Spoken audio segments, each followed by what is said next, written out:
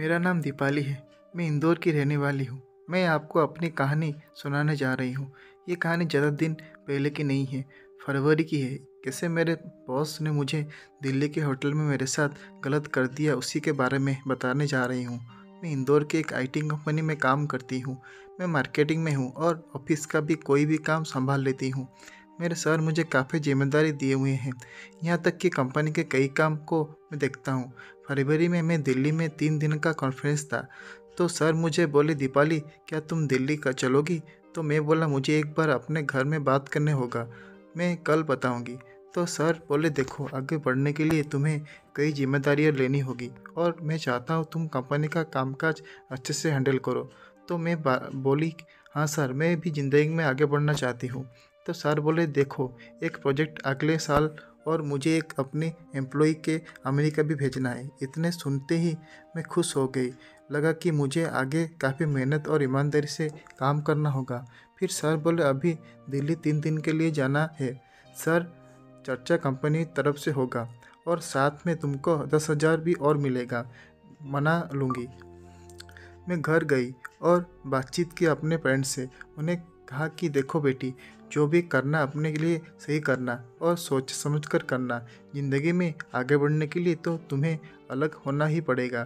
तो mummy papa आराम से मुझे जाने का परमिशन दे दिए और मैं दूसरे दिन आकर सर को बोल दी कि मुझे जाने की अनुमति मिल गई है। सर जी ने मेरा टिकट करवा दिया, अपना भी। हम दोनों ही जा रहे थे, पर घर में ये बोल दी थी कि और भी 2 एम्प्लॉय जा रहे हैं। और दोस्तों, हम दोनों दिल्ली पहुंच गए। 3 दिन होटल लीला में जाकर एक 5 स्टार होटल में दिल्ली में उसमें कॉन्फ्रेंस था और एक दिन पहले घूमने के लिए रखे थे। दोस्तों, कॉन्फ्रेंस का पहला दिन सुबह सुबह ही दिल्ली पहुंच गए थे।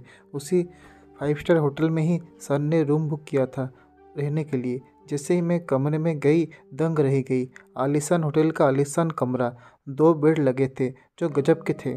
मज़ा आ गया था देखकर। मुझे काफ़ी खुश हुई अपनी कामयाबी पर। मैं इस मुकाम तक पहुंची थी तो सही कि मैं ऐसे जगह पर रुक सकूं। मैं तुरंत ही तैयार हो गई। मैं गजब की हॉट लग रही थी। मैं एयर होस्टेस की तरह बाल बनाई और कपड़े पहनी। सर देखकर देखते ही रह गए। वो बोले, गजब की लग रही हो, ऐसे ही एम्प्लॉय की ज़रूरत है जो लगे सुंदर। मैं बोली, अब तो आपके साथ ही हूँ, आपकी कंपनी के साथ ही। तो वो बोले, हाँ हाँ तुम आगे बढ़ो, मैं यही चाहता हूँ। शाम 4 बजे तक हम लोग कॉन्फ्रेंस में ही रहे। उसके बाद आकर थोड़ा आराम किए, फिर मॉल घूमने चले गए। सर जी ने मेरे लिए एक बेहतरीन ड्रेस ली। मैं बहुत खुश हुई। वहाँ से आकर डिनर किए। ये मेरा पहला डिनर था किसी बड़े होते हुए। फिर हम दोनों अपने कमरे में चले गए। सर जी ने एक शराब की बोतल निकाली और 2 पैक बनाए। मैं बोली, नहीं पीती। तो उन्होंने कहा, पहले नहीं पीती थी पर अब पीना ही होगा। ऐसे कोई इतना बड़ा मुकाम तक पहुंचता है तो ये उसके लिए तो तुम्हें मॉडर्न बनाना ही पड़ेगा, खुले विचार का होना होगा। और बियर की विस्की सिगरेट तो आम बात होना चाहिए। तुम खुद ही देख लो, जितनी भी लड़कियां आई हुई है कॉन्फ्रेंस में, करीब करीब सिगरेट पीती है और वो सब अपने बॉस के साथ रात में एक ही बिस्तर पे ही सोएंगे। तभी तो उन सबों को सैलरी ज़्यादा होती है, क्योंकि वो बॉस के करीब होते हैं। मैं समझ गई वो क्या कहना चाह रहे थे। मैं उनके बात में सहमत थी। मुकाम पाने के लिए अपना कई चीज़ शेयर करना होता है।